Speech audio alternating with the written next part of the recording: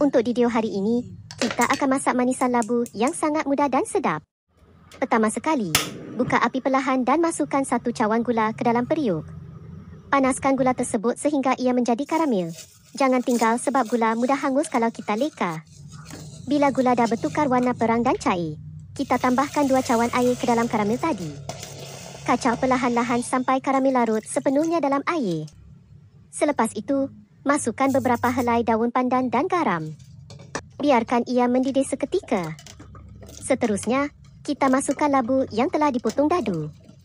Biarkan labu masak dalam air gula tadi hingga empuk. Akhir sekali, kita masukkan 1 cawan santan sawit dan sedikit susu segar untuk rasa yang lebih berlemak dan seimbang. Kemudian masukkan 1 cawan jagung. Gaul perlahan-lahan. Dah siap. Manisan labu ni boleh dihidangkan panas atau sejuk, ikut selera masing-masing. Selamat mencuba.